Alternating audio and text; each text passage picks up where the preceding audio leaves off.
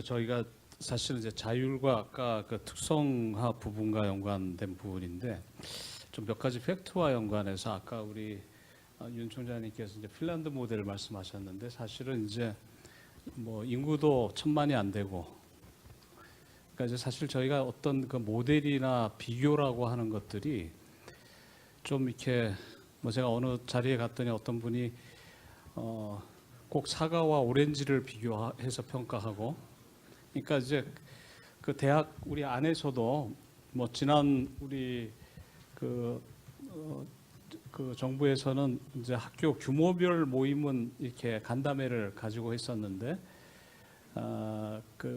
그래서 이제 규모에 의한 저도 거기 가서 발표를 하면서 보니까 또 거기도 또 이제 또 수도권과 지방의 규모의 또 차이, 그러니까 또 국립과 사립의 규모의 차이 뭐 이런 것들이 다 또 그 공감할 수 없는 부분들이 또 생기는 걸 제가 발견하게 됐습니다. 이제 총장님들 이야기를 들으면서 그러니까 사실 근본적인 질문은 과연 평가가 가능한가 하는 것이죠. 이런 부분들에 대해서 그러니까 굉장히 저희 그리고 또 두 번째는 어떤 모델에 대한 부분들에 대해 있어서 우리가 모델로 삼을 수 있는 비교할 수 있는 게 제가 생각할 때는 뭐 예를 들어서 저희가 지금 사립이 가장 많은 나라인데 등록금을 비교할 때는 사립이 없는 나라들의 등록금과 비교를 한단 말이죠. 예를 들어서 그러니까 사립이 많은 뭐 주 일본이나 미국과는 아주 예외적인 상황으로 이야기하고 그 대부분 국립인 나라의 등록금과 이렇게 비교를 한다든지 뭐 이제 이런 것들이 이제 사실은 언론에서나 하여튼 교육 이런 어떤 정책에 있어서도 좀 고려해야 될 부분이 아닌가 싶고요. 그래서 어쨌든 이 평가의 순기능이 분명히 있긴 한데 그러나 이것이 하나의 경쟁에 의해서 재정 분배와 연관된 상황이 될 때는 반드시 획일화로 갈 위험에 빠질 수밖에 없다고 하는 거, 그 부분을 꼭 좀 고민을 해주시면 좋겠고요. 이게 교육혁신 지원 아까 우리 고생 많이 하셨다는데 제일 고생한 게 뭐냐면 평가에 상관없이 특성화 가자는 측과 평가를 대비해서 단기 실적 관리로 가야 된다는 것 때문에 저희는 에너지를 제일 많이 사용했습니다. 실무진들이 지금 3월에 4월에 뭐 일부 자금이 들어오고 5월에 다 들어오고 나서 저희가 생각할 때는 한 10월이나 11월에 사업 종료하고 12월에 마감하고 보고서 다시 써서 다시 어떤 방식으로든지 평가를 받게 돼서 20% 이렇게 있게 된다 그러면 그거 평가를 통과하기 위해서 지표 관리와 연관된 사업을 위주로 갈 거냐, 최소한 3년을 바라보고 학교 전체에 핵심되는 데다가 집중 투자할 거냐. 사실 그거 가지고 저희들 아마 뭐 행정팀도 그렇고 보고서를 쓰는 팀들도 제일 힘든 부분이었어요, 사실은.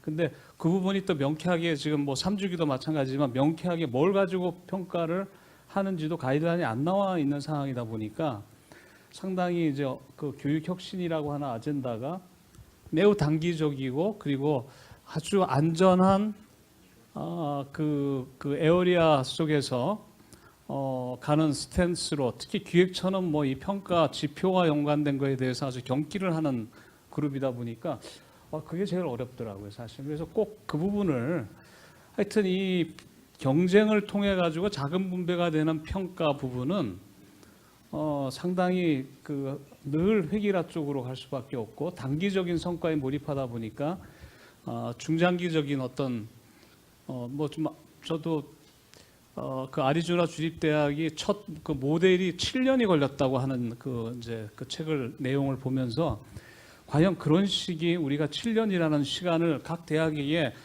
부여받았다고 못 느끼고 1년 단위로 간다는 느낌 아니면 3년 단위로 간다는 느낌을 받으니까 실무자들은 어쩔 수 없이 그쪽에 초점을 맞출 수밖에 없고 특별히 중장기적인 계획에 대해서는 늘 이 평가 다 끝나고 생존화만 하자. 이제 그게 이제 주 담론이 되더라 하는 것이죠. 그래서 그런 면에 국가 전체적으로 좀 이 부분에 대한 정말 뭔가 혁신적인 접근이 좀 새롭게 도입돼야 될 필요성이 있지 않은가 조심스럽게 말씀드립니다.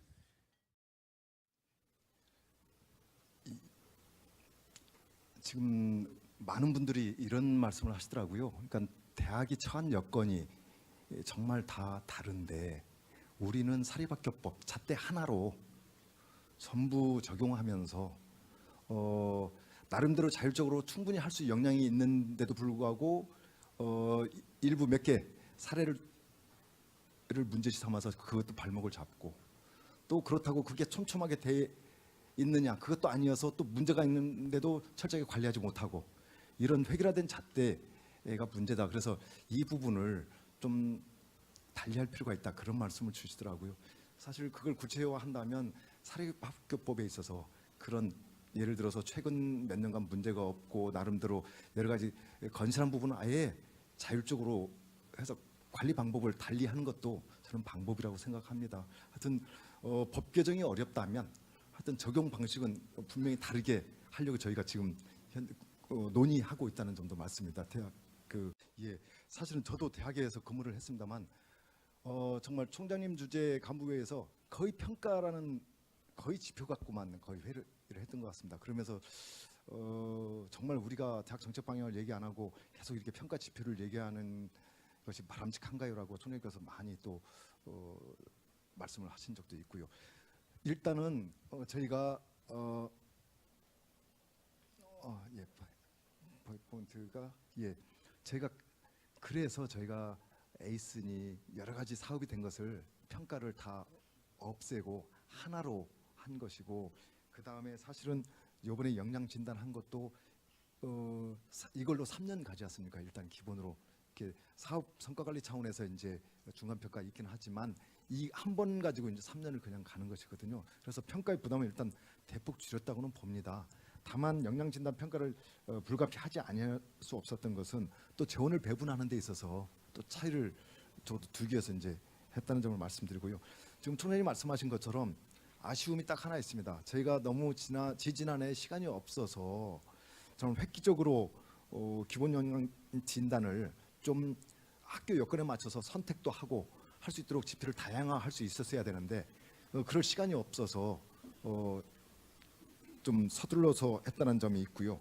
두 번째, 제가 아까 관성 얘기를 말씀드렸습니다. 그러니까 2차 구조개혁 때 2010년, 12년에 구조개혁할 때 보면 하위에 몇 개를 집중적으로 감사 조사해서 이제 폐교하는 방식이 그 관성이 그대로 남아서 이번에 역량 진단할 때 재정지원 제한되기라는 개념이 그대로 살아 있습니다. 이런 것들은 그 전에 했던 것의 관성이 그대로 남아서 개선할 시간을 저희가 갖지 못했다는 점, 그 부분은 조금 아쉽게 생각을 합니다. 하여튼 총장님 말씀 하신 것 중에 다양성 그 부분은 최고의 가치를 여기고 어떻게든 지표도 그렇고 대학들이 여건에 맞춰서 선택할 수 있는 방향으로 고민을 하고 있다는 점 말씀드리고요. 특히나 TF에서 일본으로 다루고 있는 게 지금 역량 진단 이 부분을 어떻게 할 것이냐. 그동안 대기업에서는 인증하고 좀 통합을 하자라는 얘기도 있고 해서요. 만약에 인증을 통합한다면 현재의 인증 방식만으로는 안 됩니다. 인증을 좀 더 촘촘하게 만든 뒤에 통합할 수가 있는 것이고요. 그래서 그 부분은 대기업과 TF에서 계속 집중적으로 논의하고 있다는 점을 말씀을 드립니다.